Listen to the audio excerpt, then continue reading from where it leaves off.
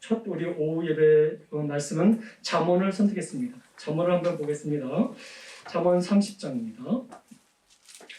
잠언 30장 우리 7절로 8절, 9절, 3절 함께 보도록 하겠습니다.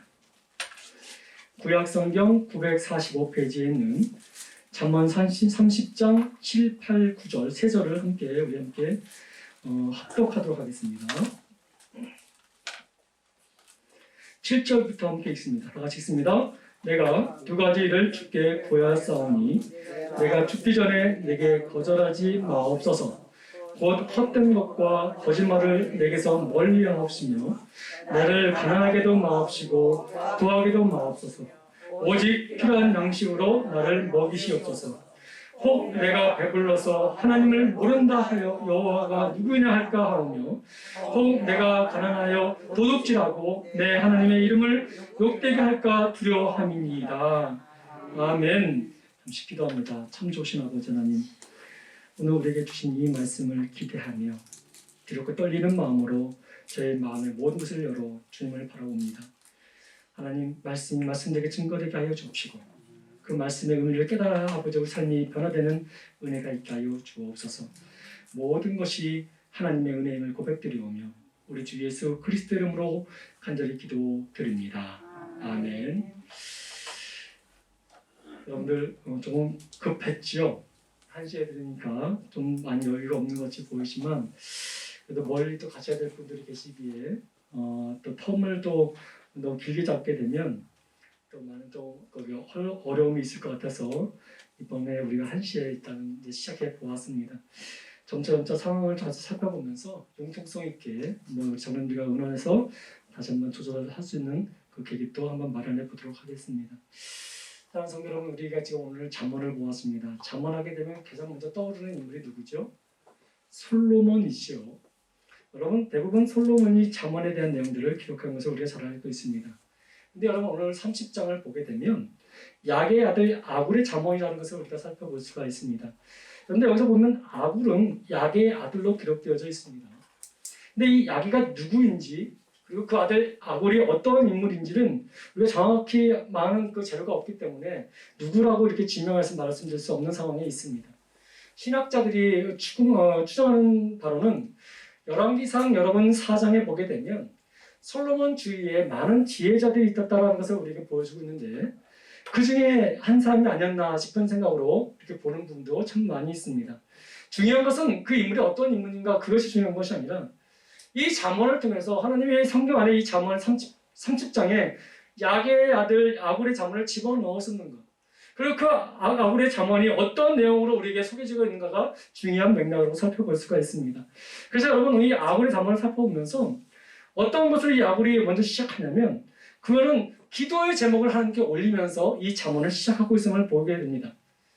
자, 그렇다면 여러분, 이 아굴의 잠언이 기도의 제목으로 이루어지고 있는데 그 기도의 제목을 두 가지를 살펴보게 되면 오늘 본문에 이렇게 기록되어져 있습니다. 첫 번째는 무엇이냐면 헛된 것과 거짓말을 내게서 멀리 하옵소서였습니다.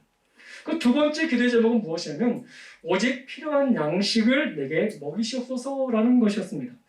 자, 우리가 여러분 성경에 기록되어 있다면 우리가 생각하기에는 기도 제목이라고 한다면 또 지혜자의 기도라고 한다면 좀 거창하고 또 화려하고 또 굉장히 높은 수준이 높은 기도 제목인 줄 알았는데 우리가 봤을 때 이 기도 제목을 보니까 너무도 초라한 기도 제목 같이 보일 수가 있습니다. 근데 여러분, 이 기도 제목이 얼마나 중요한지 아굴은 뭐라고 얘기하냐면 이런 기도 제목을 하나님 앞에서 평생 이루어질 수 있게 해달라고 간절히 기도하는 것을 보게 됩니다. 7절 말씀 한번 다시 한번 볼까요? 우리 어쩌면 이거 너무도 평범한 기도인데 여러분, 이 기도의 제목을 올리면서 이 아굴이 뭐라고 얘기하냐면 이렇게 얘기합니다. 내가 죽기 전에 내게 거절하지 마옵소서라고 말합니다. 여러분, 사실 우리가 이 신앙생활을 하다 보면 이 정도의 기도를 하도 되고 안 해도 되는 것처럼 우리 치부할 때가 많이 있지 않습니까? 근데 이 아굴이 이 하나님께서 주신 귀한 은혜의 그 공간 안에 기록된 그 지혜의 그 말씀 중에 이 두 가지 기도 제목, 이 기도 제목을 이렇게 넣은 것을 보면 어떤 우리가 주시는 메시지가 있다라는 것을 우리가 살펴볼 수가 있습니다. 왜 아굴은 이런 기도 제목을 평생의 기도 제목으로 삼았을까? 자식이 잘 되길 바라는 것도 아니고 자신의 위치에 권력을 더해달라는 것도 아니고 또 자신의 삶 가운데 부귀를 더 넉넉히 해달라는 것도 아니라 그냥 헛된 것과 거짓말을 내게서 멀게 해달라고. 그리고 필요한 양식, 넉넉한 양식도 아니라 오직 필요한 양식을 달라는 그 기도를 함께 드리고 있다는 것입니다. 그렇다면 여러분, 이 기도는 평범한 기도가 아니라는 것이죠. 우리가 이제 문자적으로 보게 되면 너무도 평범하고 너무도 쉬운 기도같이 보여서 우리는 이런 기도 안 하고 더 구체적으로 할 거라 이렇게 생각할지 모르지만, 아무리 굳이 하나님 앞에 기도 제목을 이렇게 잠언 기에서 안에 넣는 가운데 이 두 가지를 하나님께서 평생의 기도 제목을 삼는 이유가 무엇인지 한번 살펴보길 소망합니다. 자, 여러분, 아굴의 기도를 묵상하면서 저는 무엇을 깨달았냐면 우리가 진정 해야 될 기도가 이거구나라는 것을 깨닫게 되었습니다. 성도로서 세상을 사는 동안 끊임없이 해야 될 기도 제목이 바로 이것이 아닌가라는 생각을 해봤습니다. 왜냐하면 우리가 여러분, 우리의 모습을 보게 되면 이렇게 살지 못하기 때문에 그런 거예요. 제가 우리 오전 예배 때도 말씀드렸지만, 이런 부분에서 우리가 하나님 앞에 정직하지 못하면, 회심하지 못한 상황에서 살게 되면 우리는 하나님 앞에서 믿는다고 하면서 거짓된 모습으로, 유전적인 모습으로 살 때가 참 많이 있기 때문에 그렇습니다. 그런 것을 생각해 볼 때에 아굴이 말하는 이 기도 제목은 너무도 우리에게 울림을 주는 기도 제목으로 말씀드릴 수가 있습니다. 첫 번째로 한번 보실까요? 다시 한번 볼까요? 헛된 것과 거짓말을 내게서 멀리 해달라고 기도합니다. 다시 말씀드린 이것을 우리 현실적인 부분으로 축약해서 말씀을 드리면 정직하게 살게 해달라고 기도하는 것입니다. 여러분, 10계명 중에 우리 제9계명을 여러분 아실 것입니다. 내 이웃에 대하여 거짓 증거하지 말라. 다른 말로 말하면 거짓말하지 말라라는 거예요. 속이지 말라라는 것입니다. 여러분, 예전에 우리 참 이런 앙케이트를 참 많이 했습니다. 우리 저희 신학 다닐 때도 이런 앙케이트를 참 많이 했는데, 그거 가운데 어떤 앙케이트가 지금도 기억이 났냐면, 조사 내용 첫 번째 문장이 이것이었습니다. 사람들은 어떻게 살아야 됩니까? 그래서 거의 뭐 7%, 70% 이상 되신 분들이 정직하게 살아야 됩니다. 그러니까 여러 가지 이 정직이라는 말을 여러 가지 말로 바꿨지만 축약해서 말하면 정직해야 됩니다라는 것을 가장 1등으로 뽑혔습니다.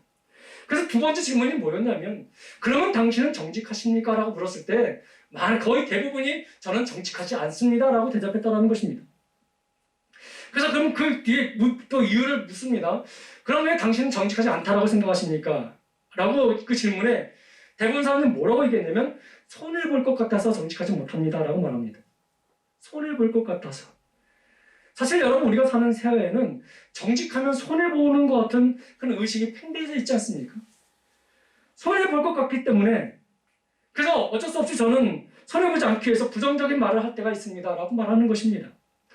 바로 앞에서 그 일들을 했으면서 불구하고 왜 그렇게 했냐면 나는 안 했다고 말하는 그런 습관적으로 나오는 거짓말들이 오늘 너무도 많은 삶에 일어나고 있음을 보여줍니다. 이제는 정직하게 행하는 것이 오히려 뉴스거리가 될 정도로 그런 사회 시대가 되었습니다.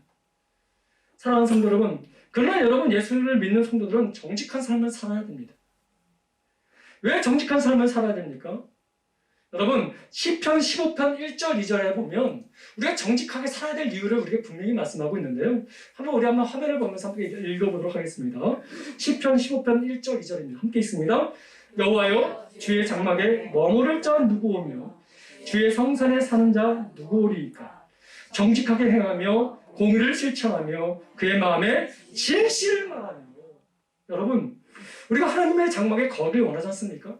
근데 그 거하는 장막, 추구하는 그 장막에 머무를 자가 누구냐 하면 하나님 앞에서 정직하게 살아가는 자를 말하고 있다고 말하고 있습니다. 여러분, 이 정직은 그냥 입술과 지식으로 나오는 것이 아니라 마음에서부터 나오는 것이죠. 그렇기 때문에 여러분, 우리 삶 가운데 우리는 조금이라도 여러분, 우리가 우리의 마음에 진실이 사라지게 되는 여러 가지 요소들은 과감하게 끊을 수 있는 그런 우리 결단이 있어야 된다는 것을 말하고 있습니다. 왜 예수 믿는 사람들이 정직해야 될까요? 그것은 하나님 앞에서 하나님 앞에 살아갈 수 있는 그런 요소가 되기 때문에 그렇다고 말씀드릴 수가 있습니다. 사랑하는 성도 여러분, 하나님의 사람은 정직해야 합니다. 근데 여기서 말하는 정직이 단지 사회적인 통념에 말하는 정직만을 말하는 것이 아니라 누가 있든 누가 없든 간에 우리 삶은 항상 하나님 앞에 있음을, 코람데오라는 말을 아십니까? 하나님 앞에서 항상 있음을 우리가 생각하면서 우리의 마음이 진실을 말할 수 있도록 그런 삶을 살아야 한다는 것을 말씀을 드립니다. 그러면 여러분, 예수를 믿는 성도들은 왜 정직한 삶을 굳이 꼭 살아야 됩니까? 손해도 볼 수 있는데, 불이익을 당할 수 있는데 왜 꼭 거짓말하지 말고 우리의 삶을 정직해야 됩니까? 여러분, 우리 하나님은 정직한 영이십니다. 근데 우리가 우리 안에 거짓이 자꾸 우리의 습관이 되고 옷이 되어지면 어떻게 변하는지를 우리 그 영적인 부분에서 우리 요한복음에서 우리에게 소개하고 있는데요.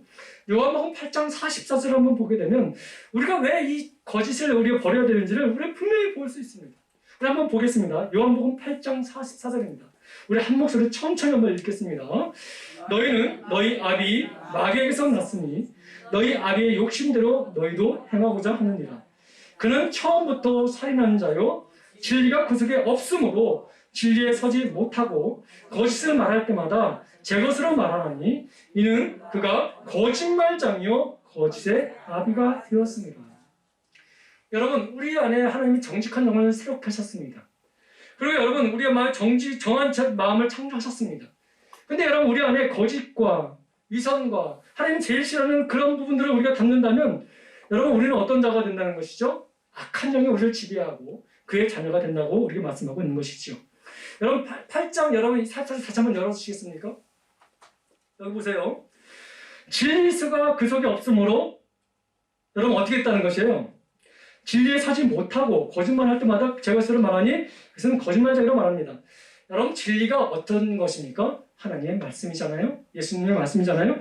여러분, 그것이 우리에게 마음에 확신이 각인되지 않으면 우리는 참된 자유를 누릴 수가 없다는 것입니다. 여러분, 요한복음 8장 32절 말씀을 보게 되면 진리가 너희를 자유케 한다는 말씀이 있습니다. 여기서 말하는 자유는 그냥 이렇게 살아가는 내 마음대로 하는 그런 자유가 말하는 것이 아니라 하나님 앞에서 정직하게 떳떳하게 살아가는 그런 분을 말하고 있는 것이죠. 근데 이것이 없으니까 뭘 합니까? 속이는 거예요. 산순간을 벗어나기 위해서 자기를 속이고 또 하나님이 없는 것처럼 속이고 그런 삶을 산다는 것이죠. 그런 자를 성경은 뭐라고 얘기하냐면 마귀의 자식이라고 말하고 있는 것입니다. 사랑하는 성도 여러분, 우리가 마귀의 자식입니까? 우리는 하나님의 자녀들입니다. 왜요? 하나님은 우리를 새롭게 하셨고 우리 마음에 정직한 마음, 영을 새롭게 하셨기 때문에 그렇습니다. 그렇기 때문에 여러분, 우리는 여러분 어떻게 하든지 간에 정직한 삶을 살아야 됩니다. 지금 내가 정직하면 손해볼 것 같고 상황이 어려울 것 같이 보이지만 그래도 여러분 하나님 앞에서 우리는 정직한 삶을 살아야 됩니다. 그 위에 모든 것은 하나님이 책임져주시는 거죠. 여러분, 얼마나 우리가 사실 정직하게 살 때 많은 손해를 봅니까? 사업을 할 때나 또 여러 가지 직장을 다닐 때나 누군가의 대면의 관계 속에서 혹시 정직하게 되면 그것이 상대방의 나의 약점이 되어 잡혀서 언제든지 공격당할 수 있을까봐 계산적으로 나를 꾸미거나 나를 거짓말할 때가 얼마나 많이 있습니까? 여러분, 분명히 말씀드리지만 한순간에 벗어나기 위해서 거짓말하는 것이 그것이 내 안에 습관이 되어지게 되면 내가 언제든지 그런 모습으로 살아갈 수밖에 없고 그것에 책잡혀서 여러 마귀의 자식이 될 수 있다는 것을 오늘 성경은 우리에게 강조하고 있다는 것입니다. 그렇기 때문에 여러분, 나에게 지금 헛된 것과 거짓말을 내게서 멀게 해달라는 이 기도는 결코 가벼운 기도가 아니에요. 여러분. 이것은 여러분 하나님 앞에서 내가 정말 하나님의 자녀로 살기를 원한다는 그런 진실한 고백에 담겨있는 고백이라고 말씀드릴 수가 있습니다. 여러분, 요한계시록 12장 9절 말씀 한번 볼까요? 우리를 자녀 삼으려고 하는 이 마귀가 어떤 자인지를 분명히 우리에게 보여주고 있습니다. 여러분, 요한계시록 12장 9절 말씀 함께 같이 이렇게 읽어보겠습니다. 함께 읽습니다. 큰 용이 내쫓기니 옛뱀 곧 마귀라고도 하고 사단이라고도 하며 온 천하를 꿰는 자라. 그가 땅으로 내쫓기니 그의 사자들도 그와 함께 내쫓기리라. 자세히 보세요. 사단, 마귀를 뭐라고 말합니까? 꿰는 자라고 말합니다. 꿰는 자. 여러분, 거짓말의 아비는 꿰는 마귀라고 성경은 분명히 우리가 말하고 있습니다. 그 때문에 여러분, 우리가 하나님의 자녀라고 한다면 어떻게 살아야 됩니까? 마귀의 자녀가 되지 않도록 우리는 정직하게 살아가야 되는 것이죠. 여러분, 예를 하나 드릴게요. 창세기 3장을 보게 되면 어떤 사건이 나오냐면 아담과 하와가 뱀의 속에 들어가 있는 사단의 꾀에 빠져서 범죄하지 않습니까? 하나님이 여러분 이 아담과 하와에게 뭐라고 말씀하시죠? 생명의 선악과를 먹지 말라, 따먹지 말라, 먹으면 정말 죽는다라고 말씀하셨습니다. 근데 여러분, 이 하나님의 말씀의 무지 속에 사단이 그 뱀을 통해서 거짓말을 심으니까 어떤 일이 벌어집니까? 따먹게 되는 안타까운 마음이 벌어지지 않습니까? 이렇게 여러분, 마귀는 우리를 꾀하고 속이는 자입니다. 근데 그 모습을 계속 우리가 닮아가게 되면 우리 또한 그들 그 모습에 살아갈 수 있다라고 말할 수 있는 것이지요. 여러분들, 제가 어제도 말씀드렸지만 정말 많은 성도들에게 정말 우리 그 인천 지역에서 그렇게 큰 대형교회가 있는지 몰랐습니다. 감리교더라고요, 보니까. 여러분, 그 교회가 그 담임 목사가 이제 세습 받아서 이제 그 아들 목사가 담임이 된 걸로 봤는데, 여러분들 그 목사가 이 강단에서 뭐라고 선포했겠습니까? 여러분들 정직하셔야 됩니다. 하나님 정직하신 분입니다라고 말을 언제 선포했지 않았겠습니까? 근데 왜 그때 그 순간에 왜 그는 그런 잘못된 거짓을 고백했을까요? 그로 인해서 여러분 하나님의 영광을 받은 것이 아니라 교회가 핍박을 받게 됐고 그 그리스도인들이 욕을 먹게 되는 현실이 되었습니다. 한 사람의 거짓말로 인해서 정말 하나님의 영광이 가려지고 이 지역에 그리스도인들을 정말 처참하게 만들어버리는 그런 현실이 되었습니다. 사랑하는 성도 여러분, 우리가 말 한마디 한마디 하는 것, 성도들이 말 한마디 한다는 것, 여러분 굉장히 주의해야 될 필요가 있는 거예요. 그렇기 때문에 여러분 이 아굴의 기도가 헛된 것과 거짓말을 내게서 멀게 해달라는 이 말은 결코 작은 기도가 아니에요. 이것은 다시 말씀드리면 뭐라고 하냐면 하나님의 영광을 나타내는 삶을 살게 해달라고 하는 기도와 마찬가지라는 것입니다. 여러분 제가 이제 그 코로나 전까지는 우리가 이제 제자훈련 1기는 끝났고 2기 하는 과정 속에 어떤 분이 이 질문을 하시더라고요. 선한 거짓말은 해도 괜찮지 않습니까? 라는 질문을 하신 분이 계셨습니다. 그래서 저는 단호하게 얘기했습니다. 그것마저도 하지 마십시오. 그것마저도 하지 마십시오. 그것이 습관이 되게 되면 또 다른 거짓말을 낳게 됩니다. 여러분 이 도산 안청호 선생이라는 분이 계십니다. 그분이 어떤 말을 하셨냐면 선한 목적의 거짓말이라도 습관이 되기 쉬우니까 해서는 안 된다라고 말하는 것을 듣게 되었습니다. 사랑하는 성도 여러분, 물론 여러분 우리가 그런 말을 할 때가 있습니다. 격려하기 위해서 그렇게 할 때가 있습니다. 그러나 여러분 사실 여러분 그런 격려를 꼭 그렇게 하지 마시고 하나님의 말씀으로 하나님이 여러분 당신을 사랑하십니다. 당신은 회복될 줄 믿습니다. 이렇게 믿음으로 격려해주는 그런 모습으로 나가면 더 좋지 않을까. 그래서 여러분 우리 기독교인들은 우리 성도들은 끊임없이 고민해야 됩니다. 어떻게 하면 하나님의 말씀으로 온전히 위로할 수 있을까라는 것을 고민할 필요가 있습니다. 여러분들 시편 51편 10절 말씀에 이런 말씀이 있습니다. 하나님이 내 속에 정직한 정한 마음을 창조하시고 내 안에 정직한 영을 새롭게 해달라고. 여러분 믿음의 선배들은 끊임없이 이것을 평생의 기도 제목으로 삼고 있습니다. 근데 여러분 우리는 현실 속에서 그것만 바라보면서 그것만 이루어달라고 그것을 평생의 기도 제목으로 삼 때가 얼마나 많이 있습니까? 여러분 물론 그런 기도가 필요 없다는 것이 아닙니다. 필요합니다. 그렇지만 여러분 가장 근본적으로 하나님께 우리가 구할 것은 하나님 내가 하나님의 영을 받았사오니 하나님 나를 정직하게 해달라고 구하는 그런 모습이 있어야 된다는 것을 말씀을 드립니다.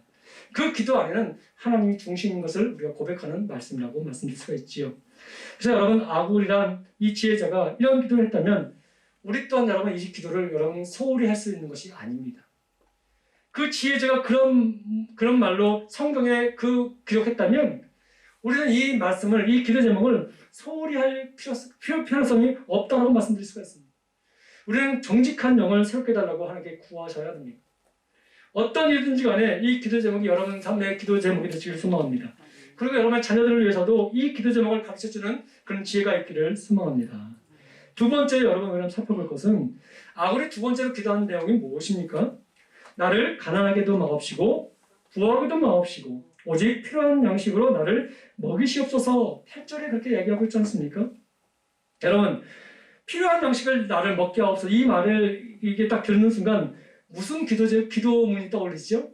예수님이 가르쳐주신 주기도문이 떠올리지 않습니까? 그 내용 안에 뭐라고 적혀 있습니까? 오늘날 우리에게 일용할 양식을 주옵시고. 저는 그 부분이 생각나더라고요. 예수님이 제자들에게 무엇을 기도하라고 가르쳤을 때 그 가운데 뭘 말씀하셨냐면 일용할 양식을 위해서 기도하라고 말씀하고 있습니다. 자 여러분 보세요. 아굴이라는 지혜자와 지금 예수님이 이 기도를 가르치실 때 그 간격은 900년 정도가 된다고 합니다.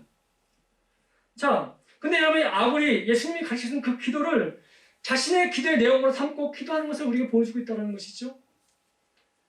예수님이 말씀하신 일용할 양식, 그리고 여러분 아굴이 말하는 구하는 이 필요한 양식은 어느 정도인지 사실 우리가 정확하게 사람마다 다를 수 있지 않습니까? 저한테는 이만큼이 필요할 수가 있고 어떤 분의 가족이 있어서 더 큰 것이 필요할 수 있지 않습니까? 그러나 여러분 이 필요한 양식은 양을 말하는 것이 아니라 거기에 두 가지 공통점이 있음을 우리가 보여주고 있는데 일용할 양식이든 필요한 양식이든 거기에 공통점은 뭐냐면 하나님에 대한 의지와 신뢰가 담겨있는 고백이라는 것입니다. 여러분 출애굽기 시대를 한번 보실까요? 여러분 이스라엘 백성들 한번 기억해 보시기 바랍니다. 그들이 여러분 애굽에서 나올 때에 많은 것을 가지고 나오지 못했어요. 가지고 나왔다 한들 얼마 못 가도 그것은 다 떨어질 수밖에 없는 것이죠. 그렇다면 여러분 하나님께서 그들을 광야로 인도하셨다면 하나님이 그들을 먹이셔야 될 책임이 있지 않습니까? 그리고 여러분 그 인도를 받았다면 이스라엘 백성들은 그 하나님을 신뢰해야 될 의무가 있는 거예요. 자 보세요. 그래서 여러분 하나님께서는 그들을 광야로 인도하셨을 때 그들을 만나러 먹이셨습니다. 근데 그 만나가 광야에 내릴 때에 오직 하루 분량만 거두게 하셨지요. 욕심이 많아서 더 많이 거두는 사람도 남음이 없었고 적게 거둔 사람도 모자람이 없도록 하나님께서 일용할 양식, 필요할 양식을 그때그때 공급해 주셨습니다. 그것을 체험하는 순간 이제는 매 순간순간마다 그들은 하나님을 의지하는 삶을 살게 되지요.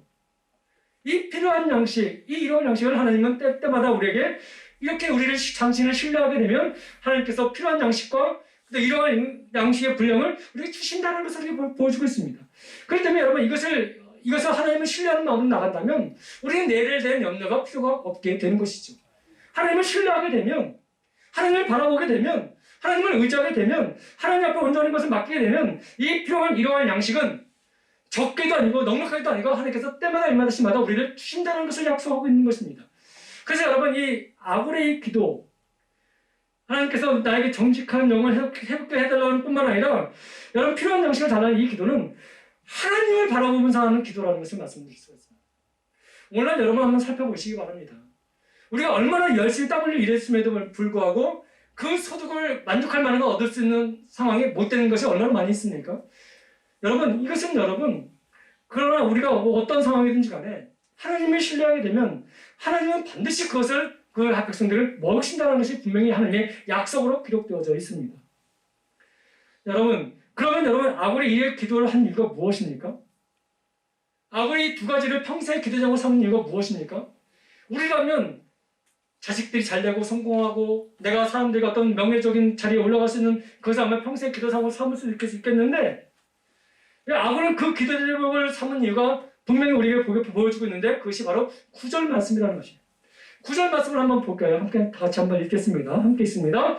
혹 내가 배불러서 하나님을 모른다. 여호와가 누구냐 할까 하오며 혹 내가 가난하여 도둑질하고 내 하나님의 이름을 욕되게 할까 두려워함입니다.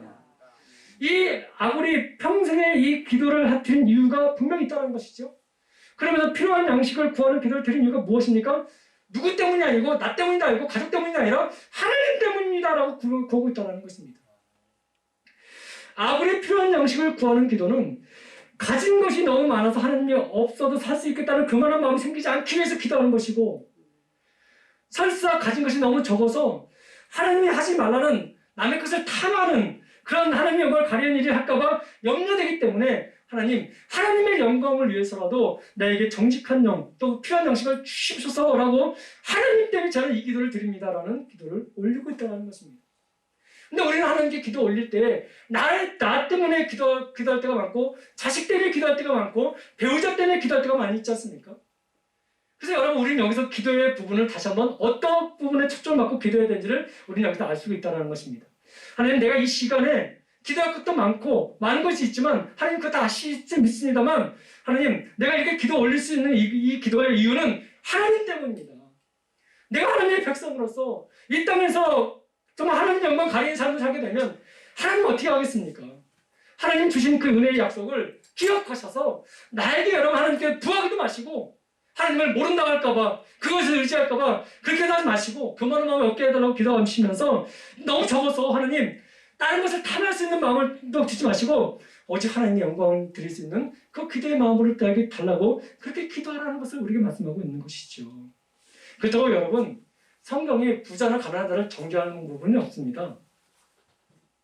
아브라함을 한번 보실까요? 아브라함은 부자였습니다. 여러분 많이 가졌다고 해서 성경은 가진 자들을 정죄하지 않았습니다. 여러분 아브라함뿐만 아니라 또 이삭도 굉장히 부자였고 야곱도 굉장히 부자였습니다. 또 욥도 여러분 동방에서 가장 큰 부자라고 성경은 이렇게 보여주고 있지 않습니까? 심지어는 예수님은 이 땅에 오셔서 가난한 자들과 항상 계셨습니다. 그 가난한 자를 정죄하지 않으셨습니다. 그 가난한 자가 드리는 그 헌금 두렛돈을 보면서도 칭찬하시는 예수님을 우리가 보지 않습니까? 여러분 문제는 재산이 많고 적음이 문제가 아니라 그런 어떤 환경이든지 간에 하나님을 신뢰하느냐, 이것을 하나님은 보신다는 것입니다. 여러분, 지금 여러분 형편이 좀 어렵다고 해서 여러분 그것에 목매이지 마시고 그럴 때일수록 여러분 하나님을 신뢰하는 은혜가 있길 소망합니다. 그러면서 여러분 하나님께 구하시기 바랍니다. 하나님 때문에 이 시간 구합니다. 내가 인간적인 삶 가운데 같이 그렇게 살다가 이 부족함 때문에 하나님이 싫어하시는 범죄를 저지르면 하나님 영광 가는 거 아니겠습니까? 그러니까 여러분 하나님 때문이라도 이게 구하오니 하나님 필요한 양식, 은혜의 양식 저한테 달라고 기도하는 은혜가 있길 소망합니다. 그렇기 때문에 여러분 이 기도의 제목들은 결코 가벼운 기도도 아니고 정말 싸우려 기도가 아니라 수준 낮은 기도가 아니라 정말 하나님을 신뢰하기 때문에 드리는 기도라고 말씀드릴 수가 있지요. 사랑하는 성도 여러분, 제가 질문 한번 드릴까요? 여러분의 통장에 10억이 있다고 생각하자고요. 우와, 10억. 여러분, 그때 이 10억이 있다고 생각해보게 되면 여러분의 이 순간에 갑자기 어려운 일을 되게 되면 여러분들은 하나님을 먼저 기억할까요? 10억이라는 돈을 먼저 기억할까요? 왜 대답을 못하십니까? 여러분이 지금 통장에 10억이라는 돈이 있습니다. 언제든 쓸 수 있는 돈이 있습니다. 근데 여러분 갑자기 여러분들이 예기치 못한 일로 인해서 사건 사고를 당하게 되고 또 여러분의 가족들이 갑자기 어려운 상태에 있을 때 여러분들은 하나님이 먼저 떠오를까요? 10억이라는 돈이 떠오를까요? 하나님 먼저 떠오르시면 아멘 감사하지만 대부분 저 또한 그랬을 것입니다. 저 또한 아내가 거기 수술하고 이렇게 할 때 가장 먼저 계산적인 부분이 무엇이 먼저 떠올랐냐면 하나님께 나중에 기도도 했지만 처음에는 계산적인 게 먼저 떠오르더라고요. 그건 여러분 어쩔 수 없는 것입니다. 돈이 필요했기 때문에 그렇죠. 근데 저는 돈을 사랑하지는 않습니다. 돈이 여러분 우리가 필요 없다는 것이 아닙니다. 10억이 먼저 떠오를 수도 있습니다. 그것을 사랑하는 것이 아닙니다. 얼마든지 그럴 수 있지만 여러분 돈이 필요할 수도 있고 돈이 또 우리 삶 가운데 필요합니다. 그것을 필요 없다고 말하는 것이 아닙니다. 하나님이 돈을 정죄하지는 않습니다. 근데 여러분 그 돈을 사랑하면 안 된다는 것입니다. 여러분 돈이 필요해서 요구하는 것과 돈을 사랑하는 것은 엄연히 다른 것입니다. 그렇다면 여러분 돈을 왜 우리가 필요로 하지만 왜 사랑하지 말아야 될까요? 여러분 디모데전서 6장 10절에 그 의미를 우리가 분명히 보여주고 있는데 여러분 제가 한번 읽어드리겠습니다. 돈을 사랑함이 일만하게 뿌리가 되나니라고 말합니다. 여러분 성경은 돈을 죄라고 말하지 않습니다. 필요합니다. 근데 여러분 우리 돈을 사랑하지 말라는 이유가 무엇입니까? 그 돈을 사랑으로 말미암아 사랑의 대상이 바뀌면서 어떤 일이 벌어지냐면 악의 뿌리가 심어지기 때문에 그렇다는 것입니다. 여러분 우리가 조금만 가졌어도 만족할 수 있었는데 그 만족감이 채워질 때 여러분 만족하러 끝났습니까? 또 다른 목마름이 우리에게 오지 않습니까? 좀 더. 그래서 여러분 우리 이 땅에 예전에 가장 큰 부자였던 호드라는 사람이 있었는데 그 기자가 그에게 묻지 않습니까? 당신은 가장 큰 부자인데 록펠러에게 말했다고 하더라고요. 저 언제까지 돈을 많이 벌어야 됩니까? 했더니만 그 사람이 미국 경제를 좌지우지할 정도의 큰 부자였습니다. 근데 그 사람이 뭐라고 했냐면 조금 더 필요합니다라고 해요. 조금 더. 그래서 여러분 돈은 우리가 필요 없다는 것이 아닙니다. 성경도 분명히 우리에게 필요하다고 말하고 계십니다. 이런 양식이 뭡니까? 여러분 하나님께서는 양식으로 줄 수도 있지만 양식을 구할 수 있는 능력과 물질로도 주지 않습니까? 여러분 이 물질을 하나님께 죄하시는 것이 아니에요. 근데 우리가 거기를 사랑하면 안 된다는 것을 말씀하고 있는 것이죠. 하나님보다 이것을 더 사랑하면 안 되고 여러분 그래서 빌립보서 4장 11절 말씀에 바울이 참 의미 있는 말씀을 우리에게 증거했습니다. 뭐라고 얘기했냐면 이렇게 말합니다. 내가 궁핍함으로 말하는 것이 아니라 어떤 형편이든지 나는 자족하기를 배워노라라고 말하고 있습니다. 자족하기를 배웠다. 자기가 어떤 무슨 아르바이트 능력이 생긴 그것이 아니라 내가 비록 지금 궁핍하다 할지라도 내 형편이 어떤지 간에 하나님이 나에게 이러한 양식과 필요한 양식을 주실 거라는 것을 난 믿는다라는 것을 말하고 있는 거예요. 하나님께 내 인생을 맡겼사오니 하나님이 나를 책임질 거라는 것을 믿고 고백하는 것이 내가 자족함을 배웠다라고 말하고 있는 것입니다.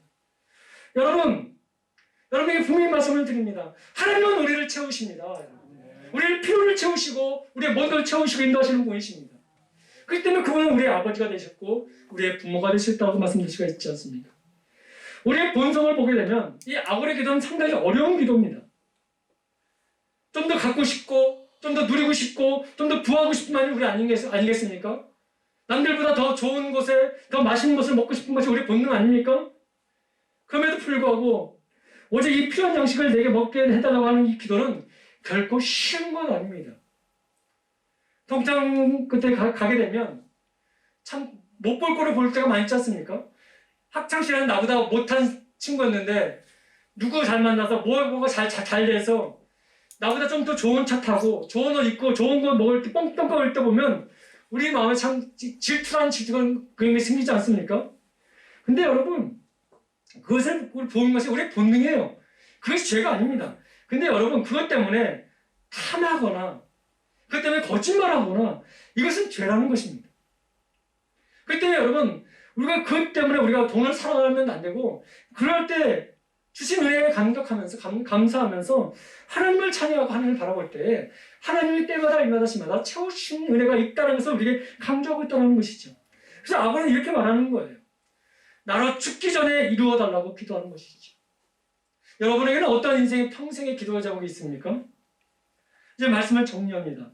우리의 기도는 거창할 이유가 없습니다. 우리는 성도로서 하나님 앞에서 바로 설 수 있도록 기도하는 것이 필요합니다. 단지 자신의 주머니와 자신의 첫 곳간을 채우기 위해서 아무리 기도한 이 기도가 아니라 그는 하나님 때문에 이 기도를 드리고 있습니다. 나로 인해서 하나님의 영광이 가려지면 안 되기 때문에 나로 인해서 하나님의 영광을 받으셔야 되기 때문에 그는 이 기도를 우리가 평범하게 치우실 수 있는 그 기도를 이 기도를 이 아브라함은 평생의 기도로 삼고 있다고 보여주고 있습니다. 여러분 우리에게도 이런 기도의 제목이 있기를 소망합니다. 나의 욕심을 위해서 나의 삶의 평안을 위해서 기도하는 그 기도의 평생의 제목이 아니라 하나님 때문에 드리는 평생의 기도 제목이 있기를 소망합니다. 그것이 다른 사람들이 보기에는 하찮게 보이는 기도 제목을 할지라도 거기에 담겨있는 의미는 사뭇 다르다고 말씀드릴 수가 있지요. 하나님 때문에 하나님 앞에서 구하는 이 아구레의 기도는 정말 오늘 살아가는 성도들에게 정말 울림이 있는 큰 기도라고 말씀드릴 수가 있습니다. 여러분 우리의 모습이 이런 기도의 모습으로 살아가길 소망합니다. 나의 욕심과 나의 어떤 영광을 위해서 사는 기도의 제목이 아니라 하나님 때문에 이 기도를 나의 평생 기도를 삼겠다라고 이렇게 강구하며 나가는 저와 여러분들 될 때 정말 하나님께서 얼마나 큰 은혜와 복을 주실지 기대하는 마음으로 살아가는 저와 여러분들 되길 간절히 소망합니다. 우리 예전의 모든 성도들이 그런 기도가 평생의 기도가 되시고 그 기도가 계속해서 여러분 자녀들과 자손들에게도 이어지면서 하나님이 하나님 되심을 드러내는 그런 귀한 믿음의 명품 가문들이 다 될 수 있도록 하나님의 이름으로 축복합니다. 그럴 때길 소망합니다. 기도하겠습니다. 참 좋으신 아버지 하나님 감사합니다. 우리의 기도의 제목은 어쩌 보면 보이는 것에 있을 때가 많이 있습니다. 남들보다 조금 더, 남들보다 어떠한 모습에 더. 그러나 여러분 거기에는 하나님 없었고 내 정신, 내 이익이 가득했을 때가 참 많이 있었습니다. 오늘 이 잠언 에 나오는 이 아굴의 기도를 통해서 다시 한번 우리 삶의 평생의 기도 제목이 어떠해야 되는지를 무엇이 중심이 되어야 되는지를 깨닫게 하신 아버지 하나님, 하나님 때문에 내 기도가 변화지는 은혜가 있길 소망합니다. 하나님 때문에 나의 삶이 변화되길 소망합니다. 하나님 때문에 내 모든 것이 하나님을 바라보는 그 시선이 바뀌게 되길 소망합니다. 우리 예담교회 모든 지체들과 또 이 한국교회가 하나님 욕심과 거짓과 이선이 아니라 정말 하나님의 영광을 위하여 다시 정직한 마음으로 하나님 앞에 서게 하여 주옵시고 이러한 양식을 채워주시는 하나님의 그 은혜 앞에 우리를 하나님 신뢰하고 의지하는 모습으로 다시 서는 은혜가 있게 하여 주옵소서. 감사드리며 예수님의 이름으로 간절히 기도드립니다. 아멘.